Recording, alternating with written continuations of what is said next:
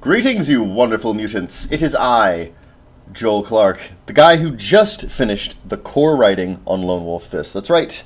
After many, many long and frustrating years of waiting, we actually have the main writing done. The game is designed, play-tested, and in editing. Oh, yeah, feels good. So once it's out of editing, I'm going to give it to Vic to do layout. I'm going to work with Vic for quite a bit to do layout. And then there'll be a PDF, and then after the PDF, we'll do what formatting is necessary, and we'll get the print-on-demand from Drive-Thru-RPG. And that's it. Everybody gets their books. Everybody's styles are going to be, and clans that they paid for are going to be in this book. I decided to put them in this book instead of whatever first supplement, which is still kind of theoretical at this stage. And then, yeah, it'll be available for sale and play.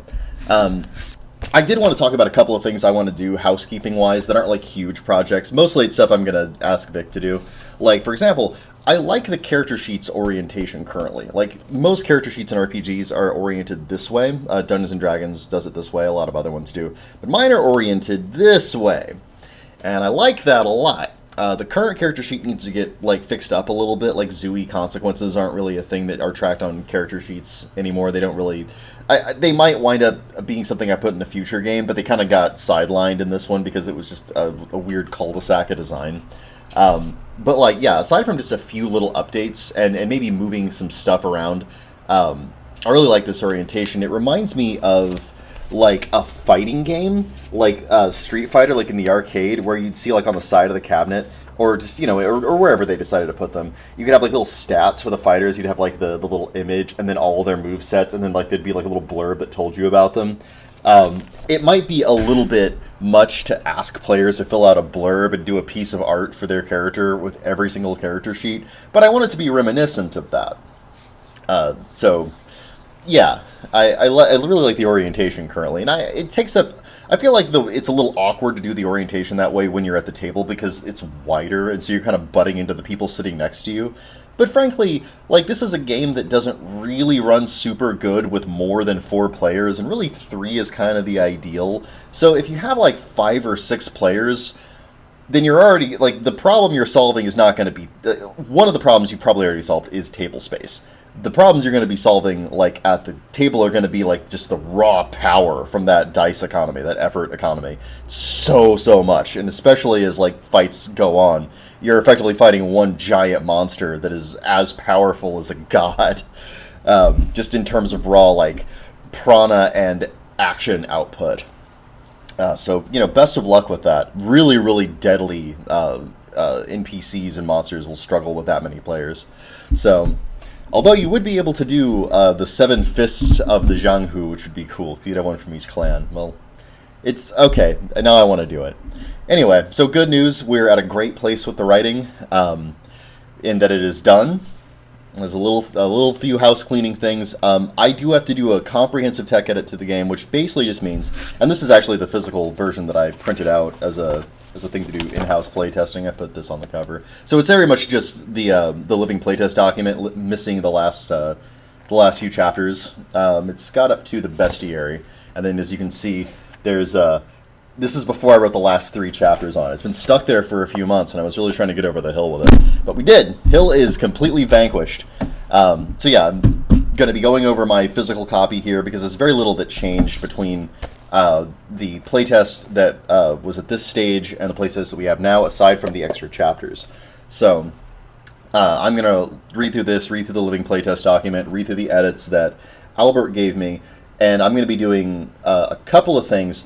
The most pressing thing is that there actually are a few rules and a few things in the game itself that need to get changed. Thank God the core of the game, the fighting and the character generation and all that stuff, seems to work really well. A few systems need some, like, the biggest single system that actually needs a lot of thought put into it is the Karma and Dharma system.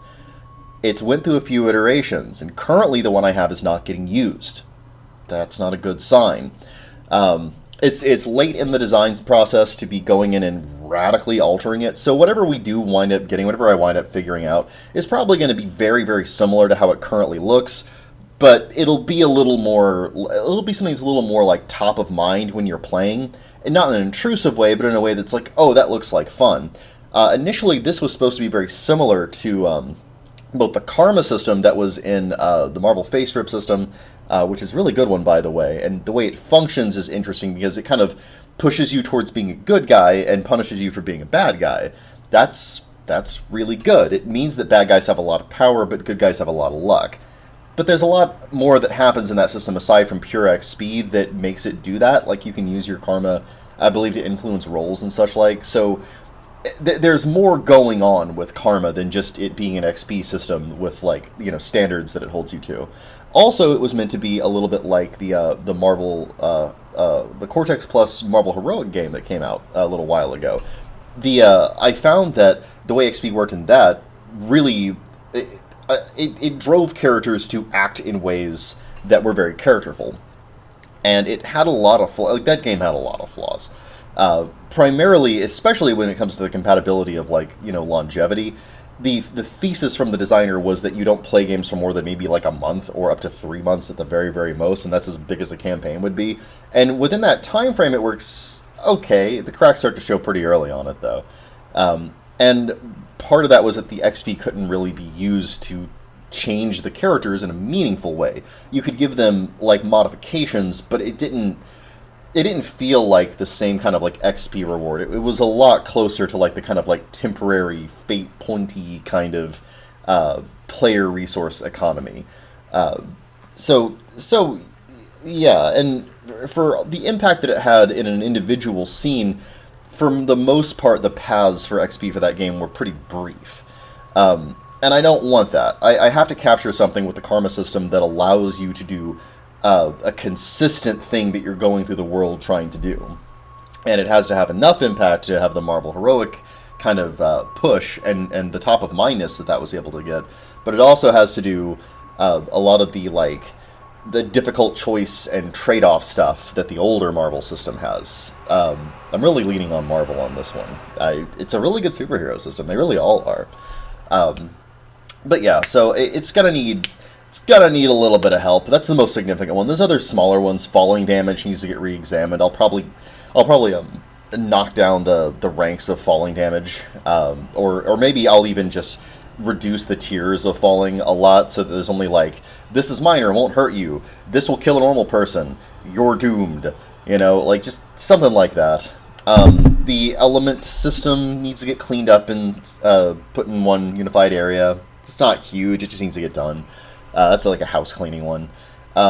Followers is something that got brought to my attention by a recent playtest. It's kind of vague what followers are. I want to clarify that, and I'm probably going to remove the 10 cap on them as well. I like the idea of there being caps to the tiers of followers, and you have to commit more as you try to expand your force, but also there's not a lot of discussion within the text itself about when they're followers and when they're a populace under your control. Little things like that need to get gone over and examined. Really, the whole domains chapter needs a really good going through with tech editing and like a bottom lining of all the stuff before I lead into it. I wrote that in one big push, and I'm looking back through it now and regretting that I did it that way. It needed to get done, and there's some pretty complex ideas in there, but there need to be two things that are made apparent to a first-time reader. A, why is this here and what is it for? And then B, how do you use it, both as like a player early on, like what are the consequences, and as a player later on when you're building your own empires. So like, I don't think that's going to be a super deep edit. I know what all this stuff is for, and I can put a sentence or two that clarifies things in each one of these entries really, really quickly and easily. So yeah, there's a few little things like that. I want to make sure I'm going over the bestiary and that all the stuff that's in the bestiary is in the encounter list. I haven't done... I didn't do the armies or the disasters in specific detail. I might just nix the armies entirely and just do the disasters, because I like the disasters. And I might not even do the disasters. I might only have like 3 or 4 disasters. Huh. Anyway. So yeah, there's a tech edit that needs to get done. Especially the karma system needs to get a really hard look. The rest is stuff that we've kind of solved, but I haven't updated in the text yet, so that's all good news. I'm working on backer styles too. Let me double check and make sure my girlfriend isn't dying somewhere. She biked to work today, and I'm always worried about her. Made it plenty of time. Awesome. Okay, so she's safe. Very good. But I'm working on backer styles. The current one that's getting worked on is Nightingale style, which is an interesting doctor-based martial art that is a branch of the Five-Star Spirits, Five Gateways martial art style. So it's really rich and interesting, and it has a lot of cooperative stuff in it, which is interesting design space. So that's going to be the first one I probably get finished in a place where it's like finished. Oh, that's another thing I got to do. I got to go through all the kung fu and make sure that I haven't made too many no-brainer techniques. There's a thing called a one true build that can happen in games like these, where you make a build and it's just the best version of it. Like, if you look at all the different trade-offs and options, yours is the best. It gives you the most for what you paid for it. Whatever trade-off you had to do. Ooh, these are spicy. I got the extreme Carolina Reaper ones. They're pretty good. But yeah, I want to avoid that as much as possible. It's not really possible for a team of this size, which is me and like kind of a few other people, but it's not really possible for a game design team of this size to make a game and test it to the point that we know there's not a one true build or several viable one true builds and the rest are like complete garbage. You have to accept as a creator that you just are going to have incomplete information once you get to a certain point of complexity. Hopefully, if this game gets popular enough that a fan community springs up around it that is like constantly doing builds and like doing different kinds of like tests for it, that level of content awareness might make that clear for one true builds. And at that point, I think that we can justify doing either a second edition or a set of errata and updates to it.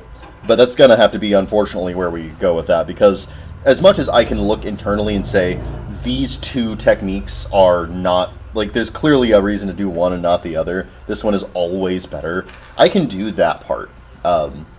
It's going to be a little time consuming because I want to make sure I'm looking at all the novice techniques and kind of comparing them, and then all the expert techniques and comparing them, all the master techniques. And I want to cross compare too, because sometimes you'll do a master level technique and you'll look back at the expert level techniques you've done and you're like, oh wait, there's an expert that does almost that, and it's considerably cheaper because there's a really big gulf in price between those two. Anyway, so that's also going to be a thing that I wind up doing. I'm actually pretty happy with the way the Kung Fu works right now. I think the only one that's gotten any real negative feedback is the Earth Smashing Tetsubo. And that's largely because whenever you hit somebody, you can do falling damage to them as you throw them back. And falling damage is really powerful now. So I fixed falling damage. I fixed that style by and large. There's also a multi-attack technique. There's a couple of multi-attack techniques that need to get re-examined. Whenever you're able to get more than one set for the cost of one set, that's really powerful. And the way I balance that for the most part in the techniques that do it is that you get one real attack and then you get several smaller, weaker attacks. And that isn't too bad, but every once in a while I'll have a technique that doesn't do that. Like there's one in the Five Gateways that just, what it seems like it does, and it's been a while since I designed this, is you just hit them D5 times plus your initial attack. So the average of that is 3.5 or 4 times you hit them with like a rank 3 plus your initial set, which is going to be the biggest set you have. So it's probably a rank 6 or 7 attack. Like that's really powerful. You know, like I know that Five Gateways is supposed to be the most powerful style, but like even for the most powerful style, that might be too powerful. So yeah. Oh, that's good.